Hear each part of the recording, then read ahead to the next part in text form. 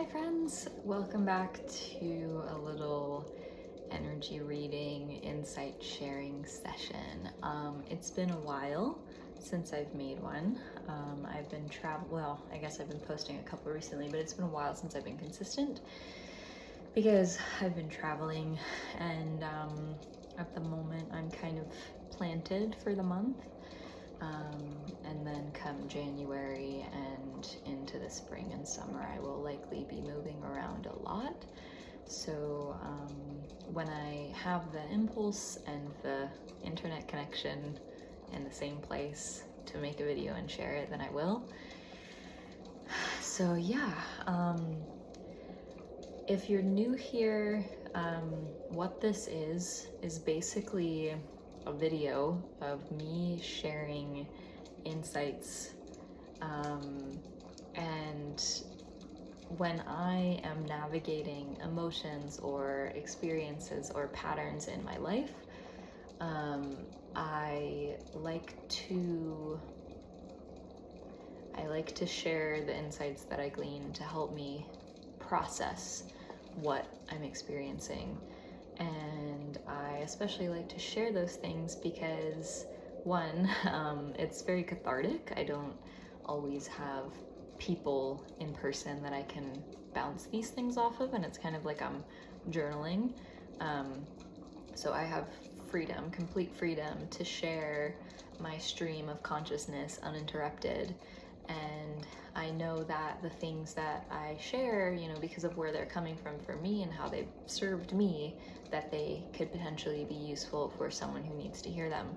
So the whole reason that I share these videos is for those reasons, because it's cathartic and I can be supporting someone at the same time. And I know how much coming across these, synchronistic messages on YouTube has helped me feel validated and supported and encouraged. And there's a lot of noise on the internet. There's a lot of different voices on the internet. And so I will say, use your discernment. You're in control of what you do. But not everything that everyone says is for everyone. So if you don't like me, then don't waste your energy and stop watching. And if you do, then I'm happy to share. There's a couple of different things that I wanted to share about. These two kind of go side by side, but the first one is about responsibility, and the second one is about these portions of our journeys, these walks of our lives that we walk alone. Meaning sometimes we have seasons or periods in life where we are acting on certain beliefs or ideals, and we're not necessarily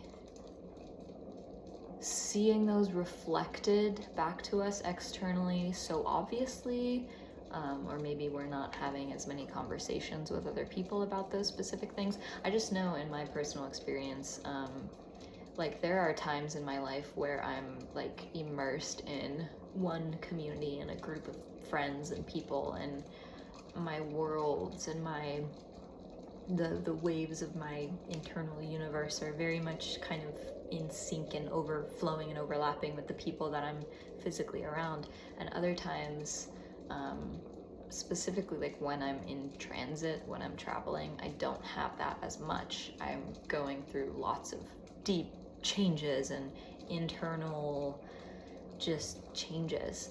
And a lot of the time I'm more communing with my own intuition and my own heart. So I'm not really having as many deep conversations that I would if I were, say, in a stable living situation. Stable as in physically stable, physically unmoving, not traveling. Because when I did live in a house by myself in New York, I would host women's circles and I would host events and I would go to events, and I had that consistently in my life, and there were boundless opportunities to just riff off of the people around me and receive this reciprocity, nourishment, communal, social kind of energy. And I notice that I tend to turn to YouTube when I don't have those things as much, which makes sense. And I think my life is just kind of, so far, it's been a consistent fluctuation of like deeply being engaged in, physical community kind of relationships and things, and then being, walking on my own, so to speak. And I do air quotes because I have God, and I might feel lonely at times, and I might be physically more distant, or emotionally more distant from people. But it always changes. And not that I'm emotionally distant from people, but I think just like maintaining the types of relationships that you would maintain in person by showing up to events over and over, and you see these people over and over, and it's not like, we're in a long distance relationship where we're calling each other on the phone every day or every week or whatever, and like keeping up. I mean, I have friends that I keep up with, but it's not like every day or every week. Even sometimes it's like every couple months or whatever, but it's like life flows and we go in and out, and sometimes seasons of friendships or relationships are more distant and sometimes they're more intimate. And I'm in a place where they're more distant, they're more spread out, and naturally that creates kind of this gap and this sense of vulnerability where, like I said, I turn to YouTube for both expressing myself and reaching out and telling my stories and connecting and hearing what other people have to say, because it's really amazing. It's really, really incredible to see and listen to certain minds and voices who share themselves on the internet and say things that actually uplift me and make me feel comforted and connected across the globe, even if I don't know these people personally. By the way, I don't know if I mentioned, but you're probably hearing some ambient crackling and like wind howling sounds in the background because I have this is one of my favorite things to do, is just put on these ambiance videos, and for the white noise primarily, and also like how cozy and wonderful and dreamlike is that. So yeah, it helps me kind of feel protected in a barrier / bubble. And I feel kind of wonky like staring at the screen. I've been going through some health issues. I have been dealing with histamine intolerance, and it kind of comes and goes in waves, and with my recent traveling and shifts and everything, my diet has changed a lot, and so I'm kind of coming back from that and keeping things very simple and trying to just flush my system out and be gentle with it. So staring at my screen right now is a little weird, so if I'm like doing eye things, it's because it's like kind of wonky for me.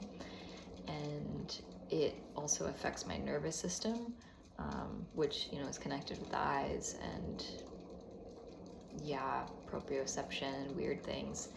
So that's something that I want to share a little bit more about at some point. My journey with health and healing, especially holistically, has been really like paramount in my life, very important. Yeah, and so I want to share. So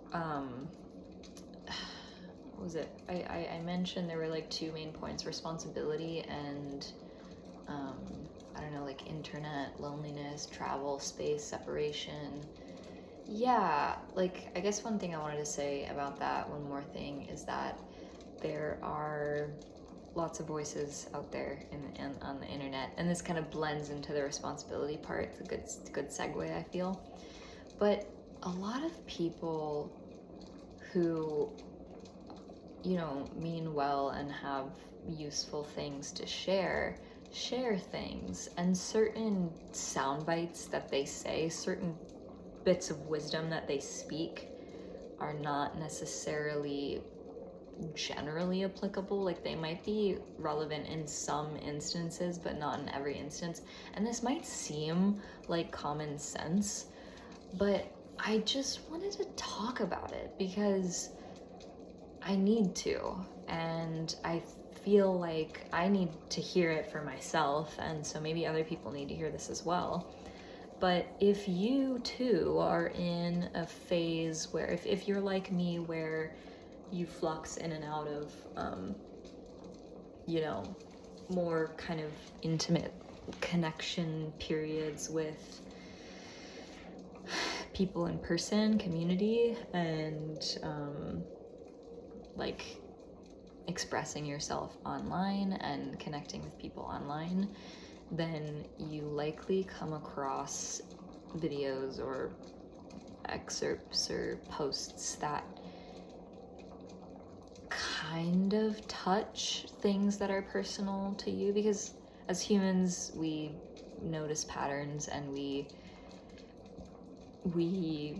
find and create connection in everything. And I know that that's like specifically a biological female trait specifically. I'm not saying that men don't have it, but just biologically women tend towards more creating associations from all across the web of life, whereas like biologically, like the male mind is kind of, they have a single driver at the center, and everything else is kind of like, how can it support that single driver? Like they give the kind of anchor and the focus and the drive, whereas the other mode of thinking and being is oriented to just create a web of connection. And so that is just something that's personal to my experience as a woman, as a human, whatever. And I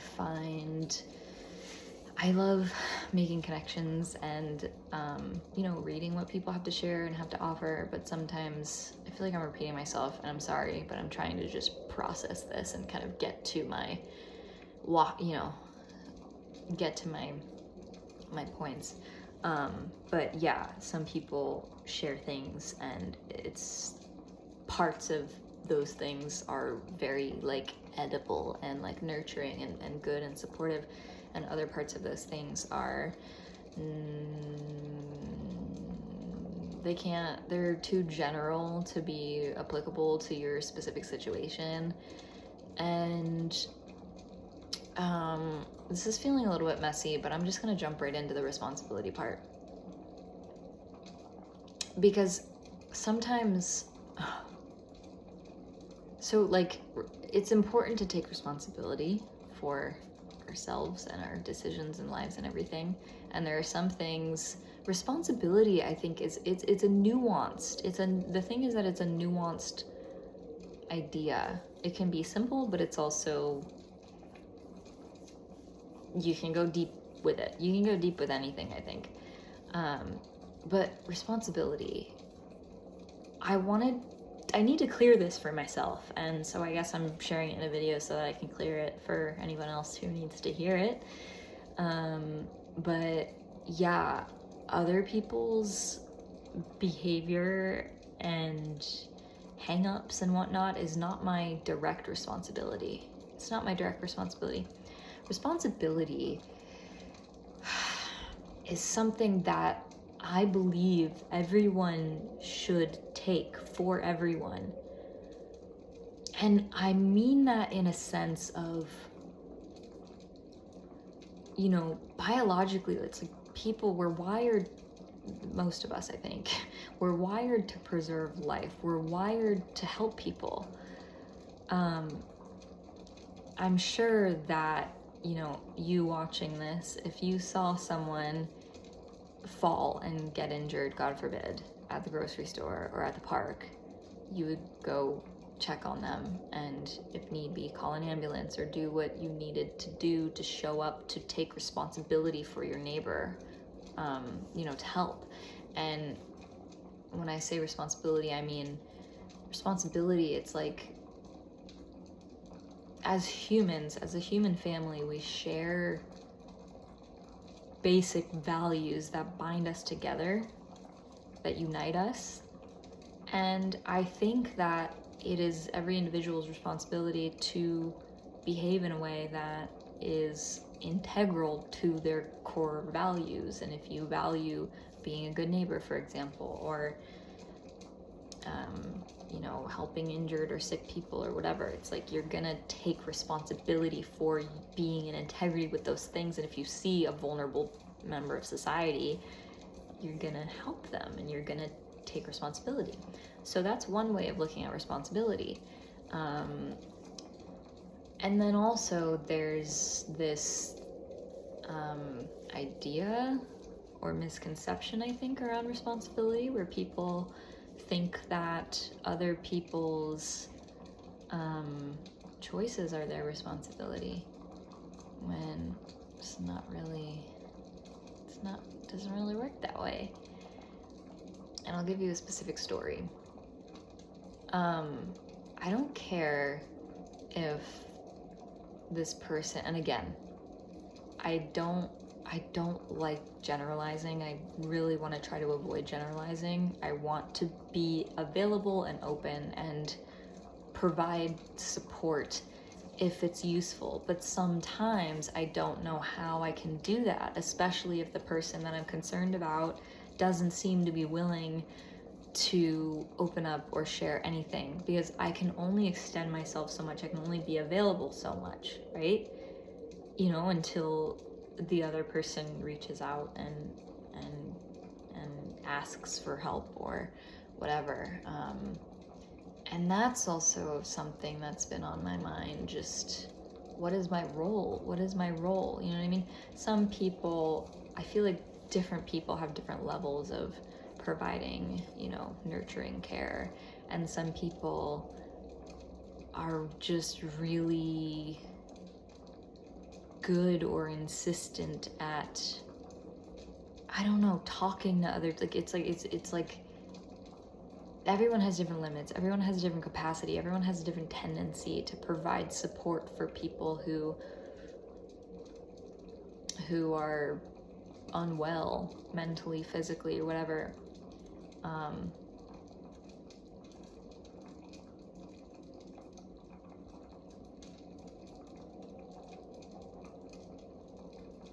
I just sneeze. Wow.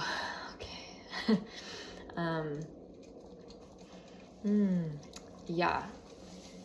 Anyway, yeah. Okay. So the one thing that I just wanted to say before I just, go so far out I lose my head, is that, yeah, we're not responsible for the way that people behave and people act.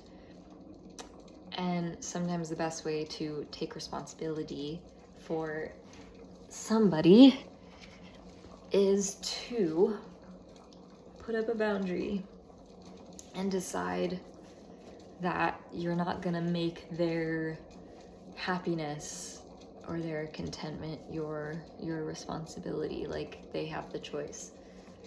What am I trying to say?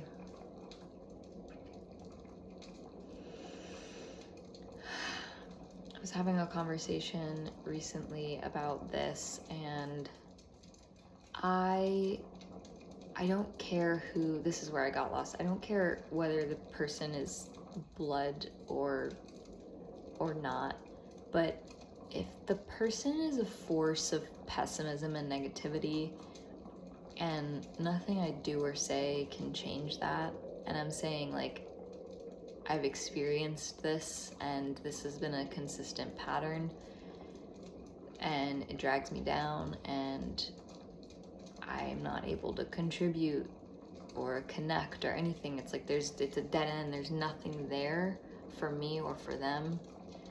Then I think it's a waste of time. And this is coming from the perspective of, me caring about this person or people and not knowing what to do otherwise, not thinking that there's anything I can do. Sometimes there's there's nothing I can do in the like if I'm sitting across a dinner table from this person per se, and they're crotchety and complaining and all they want to do is just be a downer, it's like I don't want to eat food around that energy. I don't want to engage with that, especially if I've said something and there's no connection. It's one-sided. In other words, it's like the one-sidedness, it's destructive. Like it's pointless. And yeah, so I feel like, if you're finding yourself in situations where you're faced with a decision, or you're reflecting on like, what is my role here, what am I really here to provide, your worth. So the words coming to mind now, I'm kind of tapping in a little bit more, but the phrase coming to mind is your worth is invisible. And that doesn't sound the way that I want it to sound, but what I mean by that, what that phrase means to me, is that sometimes, even if on the outside you're not fulfilling the role of being the nice person accompanying the crotchety person out to dinner to cheer them up, or to whatever, to be the hero or whatever, just because you're not fulfilling a societal or externally projected role about how you should act or who you should be, that has absolutely no bearings on your worth. So sometimes in that specific context, your worth is invisible. Your worth is not something that is quantifiable or dependent or measurable by any kind of external standard, including behavior. I mean, and this is a nuanced subject, because I know some people, are going to want to take that and run with it. Oh, if my worth isn't dependent on my behavior, then I can go kill someone and I'll still be worthy. That's not what I'm saying. Your worth, I think your choices and how you exercise your own integrity is supposed to reflect your sense of worth on the inside, and sometimes it's so tricky, because how do we actively love, right, and stay in that energy if we're surrounded by assholes? Well, we can't, because they can't receive us. They can't get with that. So our energy is, it's locked away from them anyway, because they're not able to get to it. They're choosing misery. They're choosing pessimism. They're choosing to be crotchety. And I don't care what you have been through, but behaving in a pessimistic, negative way, whatever, allowing your circumstances and your traumas to define you and drive your behavior is not cool, in my opinion. Viktor Frankl, Man's Search for Meaning, read his book. I haven't even read it, but he was a Holocaust survivor, okay? How can someone who survived one of the most terrible things to happen in relatively recent history in the scheme of humanity or whatever, how can someone still possibly have a optimism? You know what I mean? And that's what I'm saying. Like, some of these people are so deluded and drunk off the stupor of their own shitty attitudes, and that's their problem. And I don't feel bad for people who choose. They literally choose it themselves. Okay, if I became a sum of the things that I have been through, I would be a murderer. But I'm not. I'm not.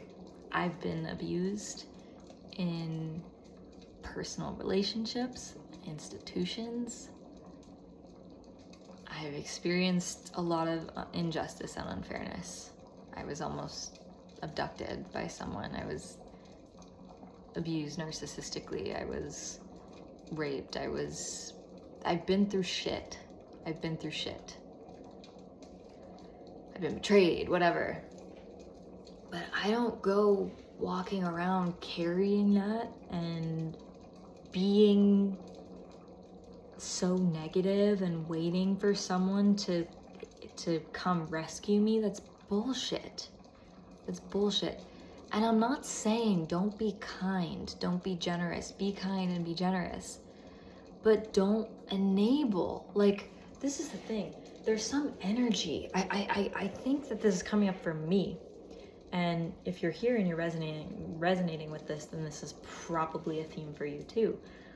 But something that I think I'm, getting over, or that's coming up for me is realizing how much I have enabled bullshit in my own self and in the people outside of me by not saying anything, or by sticking around, or by continuing to let my energy be accessible.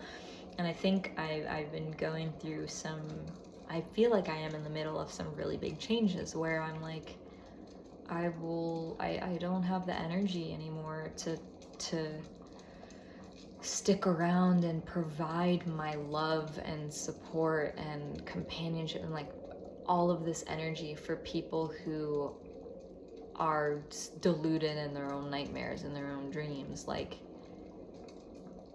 especially if they repeat the cycle over and over and over, and especially if they've heard the feedback already. It's like, after a certain point, you have to realize that you are keeping yourself asleep. And if I stick around and I think that I'm gonna get any kind of reciprocal anything out of this connection, then I'm fooling myself. I am fooling myself if I think that. And I've actually been in a lot of situations recently. I've noticed where it's like that. It's one-sided. I'm here, I'm outpouring, I'm providing support, I'm available. But who's available for me? Who's even available for themselves? Like, who is... Yeah, I don't know. So, responsibility. It's time to stop taking responsibility for people who are dredging around in their own delusions and enjoying it,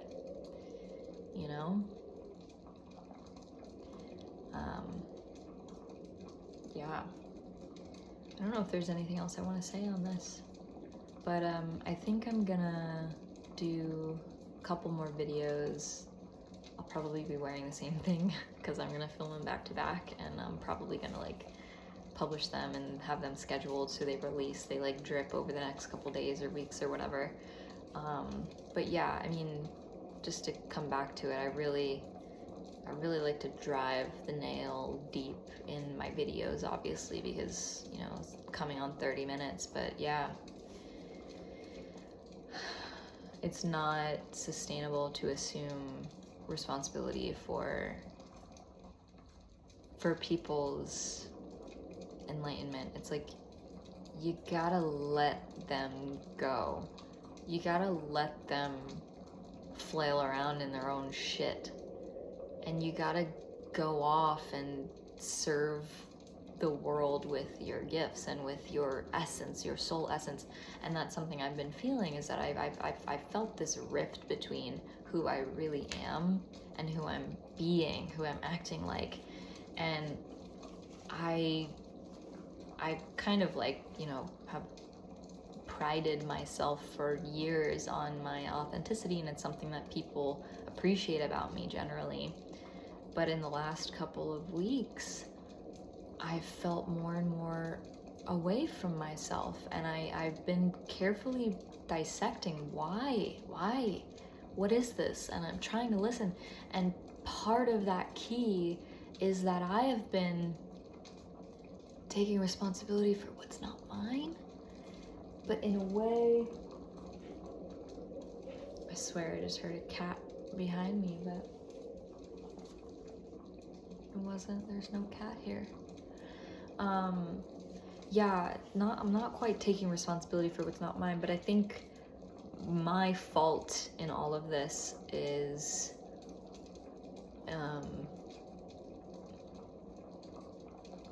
like, sorry, my mind is just kind of going blank a little bit. Yeah. Anyway, it's a lot to kind of like process and like pull out.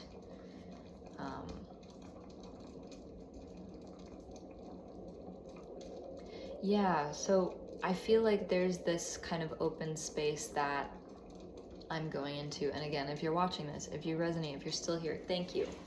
And I'm glad that this resonates. And you might be going through the same thing as well. But yeah, there's this like open space between these delusions that you are living and like the deeper, more embodied truth of who you are and where you're going and what you're doing.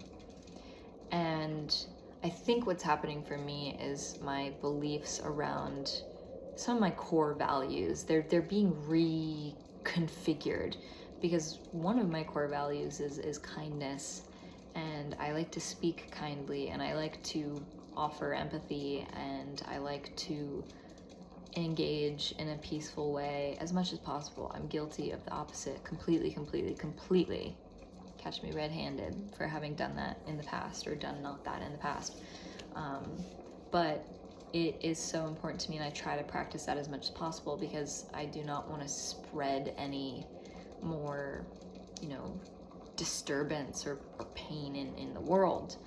And so I think I'm figuring out in a way how to be in integrity with the part of me that's like, okay, I can only do so much for you if you're gonna choose to continue to believe these things, to repeat these thoughts to yourself, to stay stuck in these cycles that are dragging you and eventually me as well down. Like, I can't do that. It's not good for you. It's not good for me. It's not good for our connection. Whoever you are, whether you're family, friend, romantic, business, whatever it is. Who is that? Who is that? Excuse me.